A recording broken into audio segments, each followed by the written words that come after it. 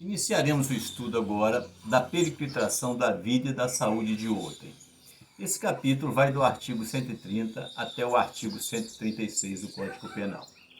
Verifique que o artigo 130 parágrafo 1º, o artigo 131, constitui verdadeiras tentativas de lesões corporais, que o legislador resolveu colocar essas condutas em um artigo separado, aqui nesses crimes que tratam dos crimes de perigo.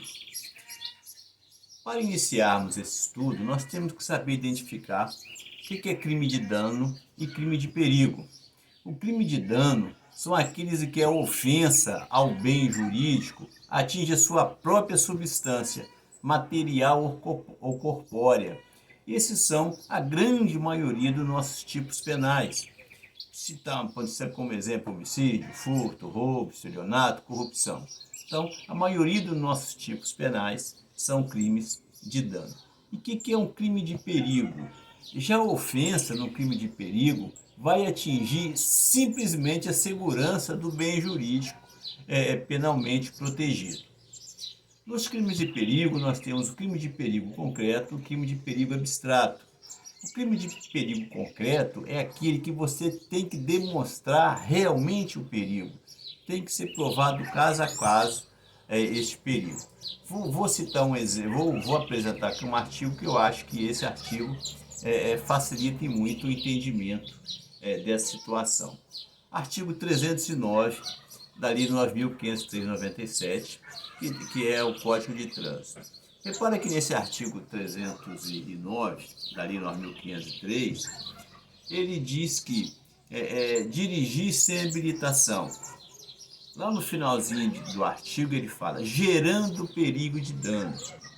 Então, se você simplesmente dirige sem habilitação, isso é uma infração administrativa lá do Código de Trânsito. Essa infração passará a ser penal se você gerar perigo de dano. Entendeu? Então é um crime de perigo concreto, porque você tem que provar esse dano que essa pessoa gerou, seja para ele próprio ou para terceiros.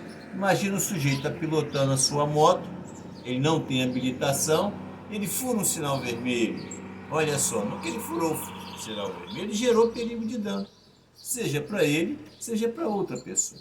Então isso que é o perigo, chamado crime de perigo concreto. E nós temos também o crime de perigo abstrato. O crime de perigo abstrato é aquele que se presume, e é uma presunção juri et de jure, se presume de imediato, não precisa provar nada. Exemplo, vamos olhar o crime de associação criminosa, antiga quadrilha, do artigo 288, que lá associarem-se 3 ou mais pessoas com o fim de cometer crimes. Então, olha só, um crime de perigo abstrato, que no momento que associaram-se, está consumado o crime. Quer dizer, toda a sociedade já está correndo risco. Eles não precisam praticar crime nenhum. Só deles associarem já está consumado o crime. É o chamado crime de perigo abstrato. Já se presume o perigo, não precisa provar esse perigo. Então, repetindo, quer dizer, esse crime de associação criminosa, a antiga quadrilha, só de associar já está consumado. Se eles não cometerem crime nenhum, não importa, o crime de associação criminosa já foi consumado. Agora, atento que esses crimes eles são subsidiários. O que é um crime subsidiário? É aquele crime que fica ali na reserva. Ele só vai ser aplicado se a conduta praticada não gerar uma coisa mais grave. Repare, por exemplo, vamos pegar como exemplo o artigo 131, que diz o seguinte: praticar com o fim de transmitir a outrem moléstia grave. Quer dizer, o indivíduo pratica uma conduta com o fim de transmitir a uma pessoa moléstia grave. Se ele transmitir só com essa intenção, ele vai responder pelo artigo 131. não precisa ter transmitido, já responde pelo artigo 131. Mas se ele transmitiu, no momento que ele transmite, o que ele causou? Ele causou uma lesão à saúde de outrem. Se essa lesão que ele causou à saúde de outro é uma lesão leve, ele vai responder pelo artigo 131, que tem a pena maior do que o artigo 129 caput.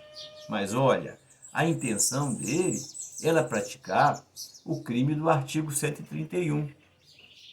Só que ele conseguiu transmitir essa moléstia grave, mas ocasionou no sujeito passivo, na vítima, uma lesão corporal grave. Ou ocasionou a lesão corporal gravíssima, ou ocasionou a morte. Então, olha, ele vai responder por qual crime? Lembra que eu disse, esses crimes são subsidiários. Ele quis cometer o 131. Então, será isso aqui se não ocorrer uma situação mais grave. No momento que ocorre a lesão grave, ou ocorre a lesão gravíssima, ou ocorre a morte, ocorreu uma situação mais grave. Ele irá responder por essa situação mais grave. Na próxima aula, veremos o artigo 130.